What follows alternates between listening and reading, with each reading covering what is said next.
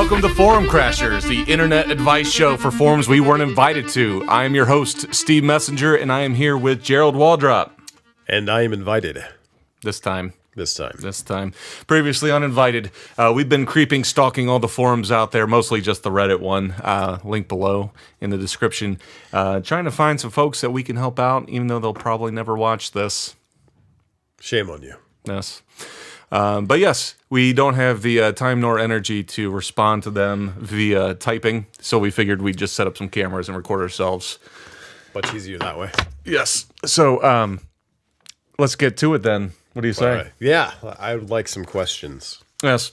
I've got one here from a self-hating underscore, and they typed out underscore, so it's not the literal underscore. That's a fantastic name. Yes. Would you tell me what immersion means to you, how important it is, and how often you use it? Immersion.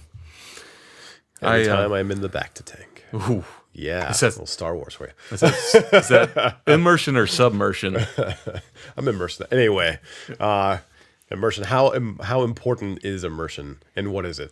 It is being completely in the game world. D&D in a way is escapism. So if you can be completely immersed in that world and the theater of your mind, if you will, to me, I don't know. I think it's rather important. You can certainly have fun playing D&D surface level, and it's a perfect, beer and pretzels game to just hang out. And we all love hanging out and just having fun and talking. Right. But I also like just exploring other personalities or aspects and acting and seeing how a story will play out cooperatively. So. Well, let me ask you this. For some people, I know immersion goes into making sure your character has something delicious to eat. You're eating all those pretzels and drinking that beer. I have heard some people say that they like the fact that they have to track how much ammo they have or how much they're carrying or did their character drink enough water today. To me, it sounds like chores. Yeah. So, yeah, I think you can certainly get immersed in a character, in a story, without bogging yourself down, being worried about the mundane. I think it's always more interesting when you're in a compelling narrative, right? There are certain worlds where you can make the tracking of resources part of the gameplay, because if you run out, you die. Dark Sun is a great campaign for setting. It's a desert world for those unfamiliar, and if you have to set out across the desert, you know that you're going into that environment, and that's going to be one of the challenges for you. And I ran such a game. That can be part of the fun for a while. But yeah, all the very small details of Minute, it really just tracking overall, this is how much food you have is about how much we have. You have this many days worth. You can forage for this much. And contextually that makes sense. I mean, if you're out in the desert, the stuff's not readily available. That becomes part of the game, I guess. But if you're wandering around town, I don't think we're gonna worry too much about hey, are you stopping at the Steak and Shake? Right. Yeah. What are you ordering off the menu? Again, sometimes that can be fun because you have a funny interaction with a particular NPC. Right. But yeah, there's plenty of situations where it fits for the immersion. It actually ties in with the story. And Out of the Abyss, that has been a great adventure I've been running in my current campaign. The characters have to escape from prison, and there's some very real considerations about how they're going to survive in the Underdark, the dangerous place on its own, but then they have nothing when they start off, and they're not in a normal world. They're in a survival situation. So any survival situation that's going to be important. I think some people might consider immersion if they're LARPing, live action role playing, and being all dressed up. I've partaken in the past, and that can be fun. I've just smacked other people with foam swords. Yeah, that's the most fun part of it. That's the only part I did. It was in our buddy's backyard. The gentleman who happens to be running the soundboards right now. Oh, yeah. It's quite the adventure. Mr. M.K. Murphy. Yeah. We found a treasure trove of foam swords. What's this? This is for hitting other people and getting away with it. Yes. Well, I think, for me, I think I've always really enjoyed the role playing aspect of the game. Obviously, that's a huge part of it. You know, you got the combat exploration, the role playing. I find myself, and this was just the other night that this happened, where one of the players was asking, well, if I do this, what will happen? And I think a very simple level of immersion is getting rid of the contextual, fact checking yourself before you do something. That was, to me, putting you in that moment where you've got to make a decision and removing any of the what ifs and just saying, look, here you are, you can do this or that, or if you come up with something else. Yeah, I get that's the way the game plays out. That's another good aspect to really answer that question from, like how your characters are going to make the decisions in the game. How much do they get to deliberate, or if you're in that story, if it's a high pressure situation, how much time should it be? Is it more immersive to have to make that decision right now as your character would, or yeah. Absolutely. So some other things that I know, like I've tried doing with, I've only DM'd a handful of games, but this time around doing more of like, instead of having someone tell you all of your missions, having them on a scroll that you open up. Those are sort of things that they're props that we come up with, and let me tell you, sealing a scroll with wax is a very dangerous thing to do. So I've heard. Yes. I have not attempted that. Many burns on these thumbs. I've written out some handwritten notes in games in the past a while ago, and I'll show pictures that I find online now, but I don't get to draw for my campaigns anymore. Yeah. Well, yeah. Let's say your heroes kill a bunch of bandits and they find a note on one of them. Write a note between your bad guys, something that they would say, like, "Hey, meet us at whatever," and use their lingo, use whatever they would be writing from their point of view. That gives your players, a different way of looking at things. Yeah, those can help a lot.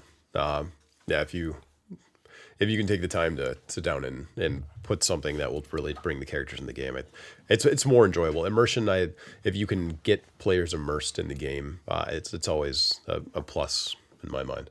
Absolutely. All right. We got another question here, and I was tempted to correct the spelling on this or the terminology, but I'm leaving it because I love it. I love lore in RPG games, but don't know how to make them give me their lores. Any advice? That's from Noxy Wolf. Give me your lores. Well, Noxy Wolf, if you really want the lores.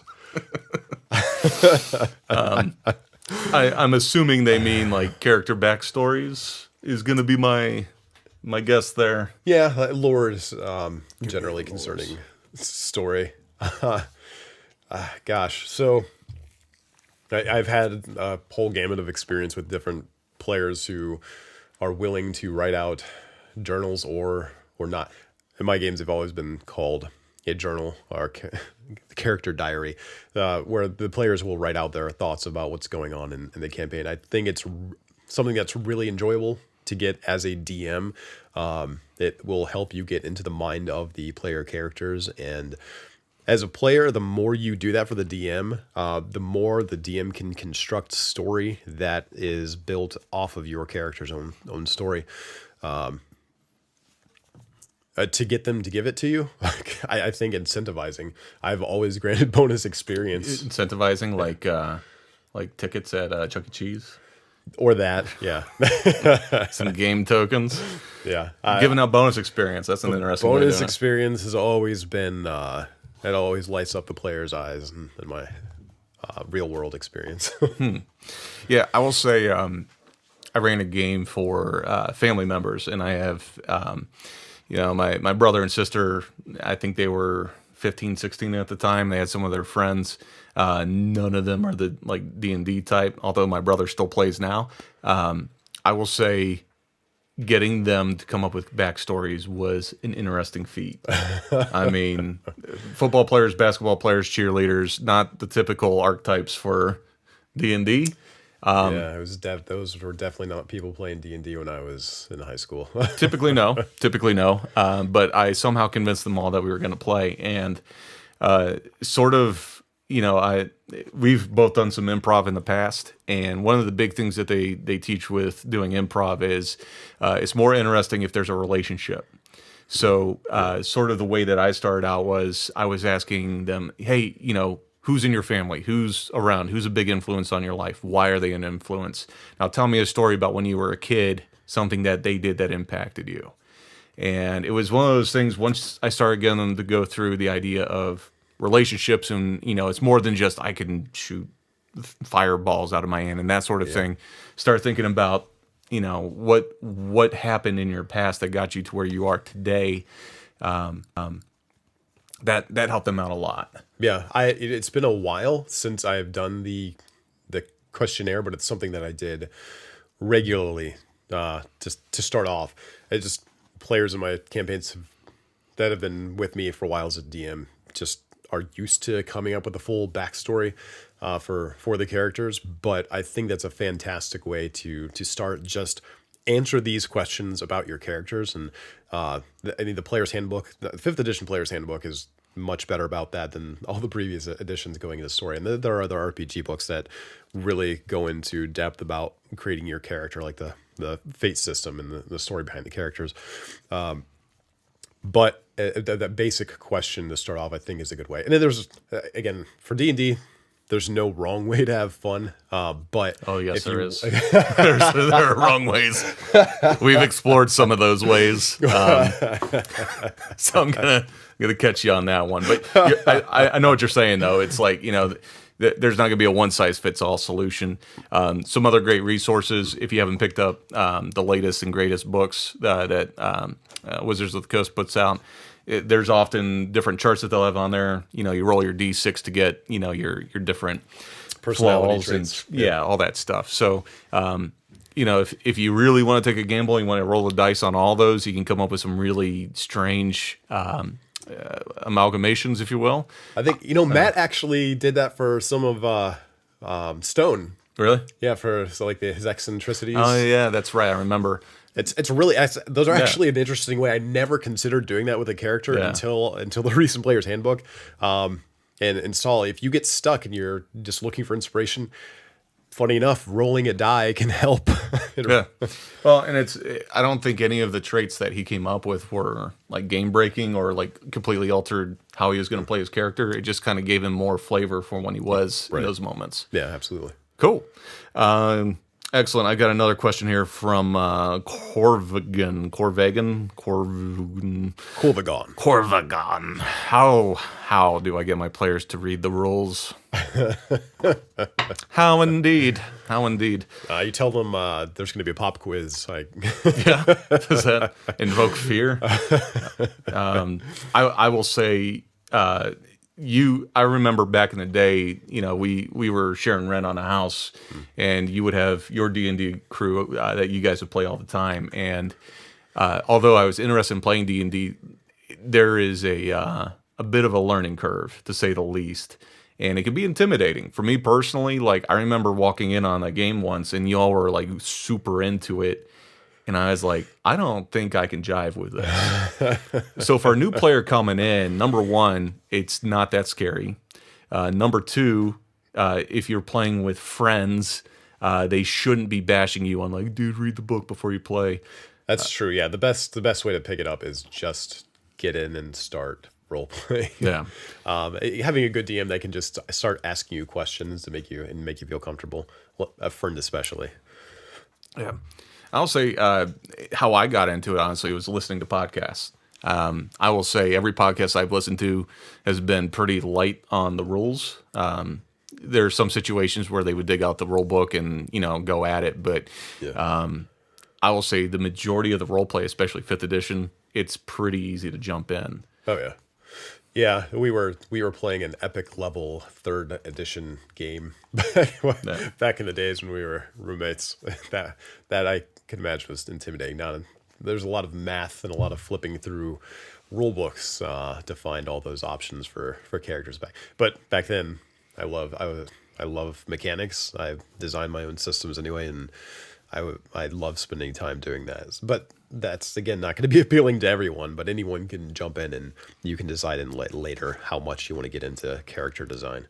Yeah, I think on the flip side, if you're asking the question, how do I get my players to read the rules? I think, I'm kind of the person before I start pointing a finger, I look at what I can do different too.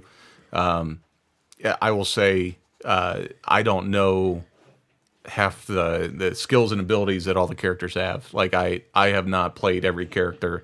I don't know, especially the Mystic. So like when Matt's playing, like I don't have a clue what that guy can do. He could just make something up, and I'm like, sure, yeah, you can do that. Fantastic. Last episode that was Yeah. Oh, by the way, you can jump on top of a building that's 40. Yeah. Anyways, I think the big thing is what can you do in your position to learn a little bit more so you can help them out along the way. Because if your solution to all the problems is you need to go read a book, you're probably not going to have a real great time playing. Yeah, like I said, I was always interested in mechanics. I loved the idea that that you could participate in the world and then master spells. I honestly didn't play until after I read Dragonlance, and for those familiar, the character Raistlin Majir, who starts as frail and weak and acquires the power of the gods through his mastery of spells. As soon as I found out all about what D&D was and the fact that you could play one of these characters on your own, I was instantly fascinated. So I wanted to know how would someone do that? So I read through all the rules and what all of the different spells could do. And since then, I've just read and half memorized every rule book. Not everyone has that interest, though.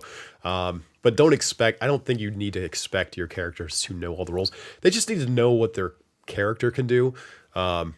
I think just saying something, if they're constantly coming to a situation where they have no idea anything that their character can do, and they're stuck every time they have to make a decision, that's just about a quick conversation. Like, just to keep, for the interest of keeping the game moving, just to familiarize yourself a little bit. I think you're gonna have more fun if you know what your options are, letting them know the benefit of doing it. Another question from the internet. What's up? On your phone. Is that did it make a noise? One that came in live. Oh, live question from the audience. Oh, we got a question from the production team here. It's from the internet. I mean, from the internet, directly texted my phone. How do you gently tell another person in your adventuring party that you're just not into them romantically? What if they have multiple personas and are very intimidating? Which personality is best to let down? User Stone the Statue 887.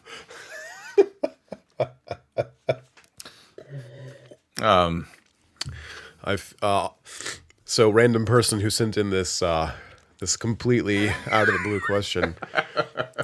I think your best bet is to not let them down. If they make any awkward advances, you're just gonna need to let it happen. Lean Hashtag into answer. it. Lean into it. That's the best way to do it. On that note, friends, I appreciate you all tuning in. We play every Friday night, 11 p.m. on Twitch. This has been another episode of Bad DM Advice. Yes. 11 p.m. Eastern Standard Time. Feel free to join us. Hang out on there with us. All the information is available at mythsandmystics.com. If you have questions that you'd like us to answer on the show, hit us up at mythsandmystics@gmail.com. We love you. Thanks for tuning in. We'll see you next time. Thanks.